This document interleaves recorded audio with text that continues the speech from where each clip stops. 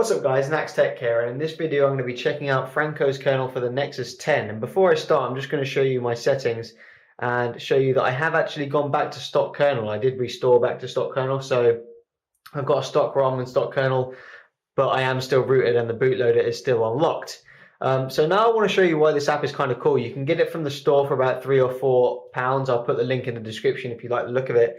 And the reason it's cool is because basically it can do it all for you. All you'll need to be done is have root. You won't even need a custom recovery because this app can flash it for you and doesn't need a custom recovery to do it. Now, obviously, if you don't want to spend the money, you can, of course, just flash this via fast boot. You can download the kernel and flash it the old-fashioned way. But this kernel just makes it really easy. And I'm actually just going to do it right now. So you can click into here. You can see it checks the latest revision is revision 2. And if you click download the latest stable kernel, it gives you the changelog. So that's really decent. You can see in R1 all this cool stuff that he changed, proper mounting of the file systems to boost I/O performance, new governors, new schedulers, all that cool stuff. In R2, he actually did some really cool stuff and changed around the thermal driver because I had some issues with the thermal throttling in the stock and the KT Manta kernel where it would throttle in games after a few minutes. After playing with this one for a while, it actually doesn't throttle. So he's done some really cool stuff there. So all you have to press now, guys, is auto flash and boom, it starts downloading. And nice and quick. And yeah, the kernel was successfully auto flashed, but you need to reboot to load the new kernel. So you can see it didn't use the recovery, it just uses the fast boot flash method, which you can do manually if you don't want to spend the money on the app. So that's it, guys. Now I've installed Franco's kernel, and yeah, wait for it to boot back up.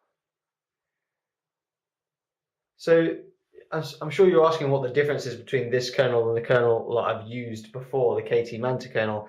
Well, his hack, the KT Manta hack for kind of the thermal throttling was to just increase the thermal limit.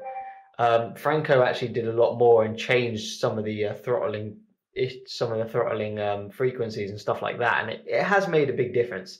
I'm just going to go through the app with you and show you some of the cool stuff. So you can see here you can back up and restore your kernel. You can mess around with the frequencies and voltages. You can change the custom kernel settings. If we go into here, you can change the I/O scheduler. By default, these are the default settings. I was just messing around with the app before. And you can see here, turn F-Sync on. With this option enabled, the device will have more data integrity but less I/O speed. With it disabled, you have less data integrity but more I/O speed. So I actually turned that off. And I turned these two on, which means the logger is off, and also turn events logger off. So it turns off all the kind of logging stuff, which may help in its performance. It may not help that much, but it may help nonetheless. You can see where it downloads the kernel to. You can actually mess around with power modes and stuff like that. What I should stress is that this kernel release is really new. You can see R2, which is release 2 and stuff like that. And it's just, there's not much going on in it. There's no overclock stuff or underclock stuff.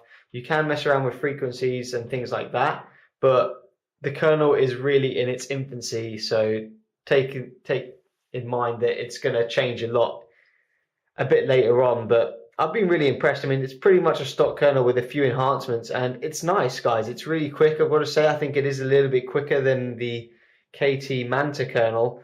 And, the throttling stuff is also pretty much non-existent now in my games, which I did have an issue with the other kernel. So, yeah, that's the Franco kernel for the Nexus 10, guys.